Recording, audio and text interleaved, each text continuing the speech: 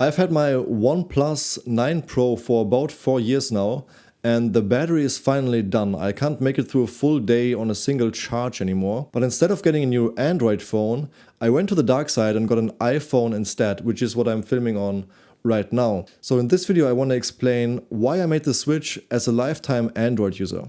Originally I was planning to get a Google Pixel next, but recently Google announced that they're going to introduce new restrictions when it comes to installing apps from unverified developers. And this has always been a big reason for me to use Android in the first place. I could install whatever apps from whoever I want. I always thought that Apple has a better workflow, assuming that you fully buy into the ecosystem, but Google gives me more freedom. And that trade-off was worth it for me. But now that Google is following Apple's model, I figured I might as well enjoy the smoother workflow that I get with Apple instead. The second reason I chose an iPhone comes down to decision fatigue. You know, the Android market is kind of a mess. You have dozens of manufacturers with dozens of phones in their lineup, and every time I need a new phone, I spend weeks of doing research trying to find the best phone for my use case. So I switched from Samsung to ZTE and from ZTE to OnePlus, and I tried a bunch of different manufacturers and phones over the years. And with Apple, the lineup is extremely simple. You just get 3 to 5 iPhones and you just pick one. So essentially it removes the paradox of choice from the need of having a phone in my life. And I believe this can be quite liberating. To give you a little anecdote here, a friend of mine was running recently and bad luck, her iPhone fell out of her pocket on a bridge and it fell into a river, which is very unfortunate. But the good thing is she had everything backed up on iCloud. So she just went into the next Apple store, got whatever iPhone they had available at that point, and she was able to immediately recover everything that she had on her old phone. So the disruption, of course it cost money, but the disruption at the end of the day was minimal. And I really like this idea of considering the problem of having a phone in my life a solved problem. So some years down the line, I will eventually need a new phone, but now instead of spending weeks doing research, I will just walk into the next Apple store and get whatever iPhone they have at that point in time, and then be done with it and forget about it. Sure, iPhones are not always the best value, bang for your buck phones that you can find, but they're always decent and kind of reliable, and that's all I really need. The next point is a big one for me, and that's workflow simplicity.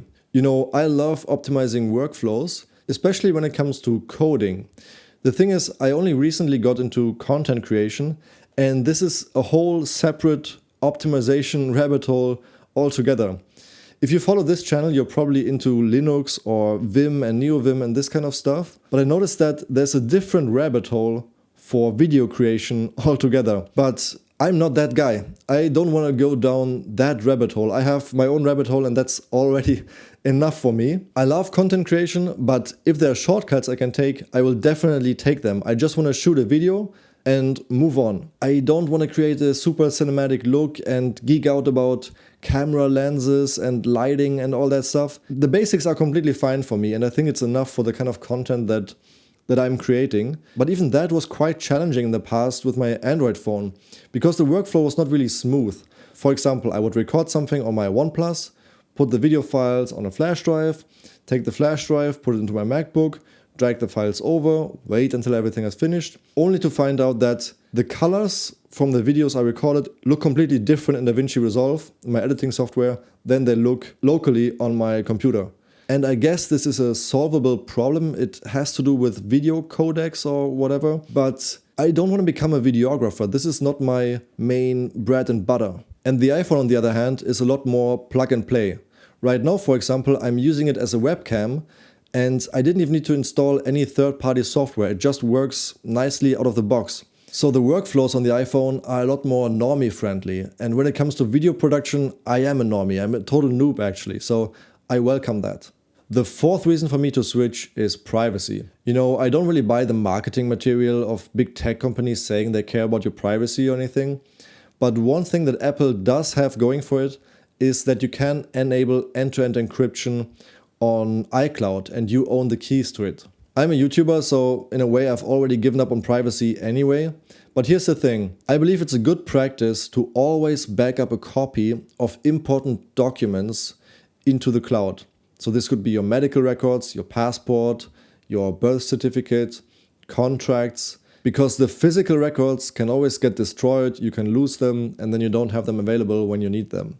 However, I believe that it's not necessary for Google or Apple or anyone to have access to that kind of sensitive data about myself.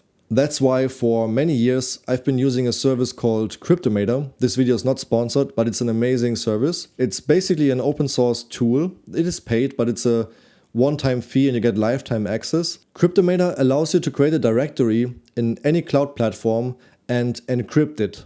So the cloud provider will only see the encrypted files and they will only be decrypted with Cryptomator locally. I've been using Cryptomator for my documents on Google Drive and it has been working perfectly. The only problem here is photos. Now, of course, you can use Cryptomator to encrypt your photos as well, but then you can't use a gallery to view all your photos and create albums and that kind of stuff. Photos are a little bit less sensitive to me, but I would definitely prefer if big tech didn't have access to all my private childhood photos and so on and use them to train their AI models. So that's why I'm now migrating from Google Photos to iPhotos and enable end-to-end encryption on iCloud. The next reason I'm switching is that this year's iPhone 17 lineup, especially the base model iPhone 17, which is the one I'm filming on right now, is surprisingly good value. They increased the base storage option from 128 gigs to 256 gigs without increasing the price, and it has a complete camera overhaul. Especially the front camera has gotten a significant upgrade, which is quite handy for my vlog style videos. Also, iPhones tend to hold the value a little bit better than Android phones, so when you do eventually need to get a new phone, you can trade in your old one and usually get a few $100 towards your new one. Having said all that, it's not all just roses and butterflies. There are lots of things that I miss from Android and stuff that Apple still doesn't get right. If you want to hear about those, let me know. That might be a next video.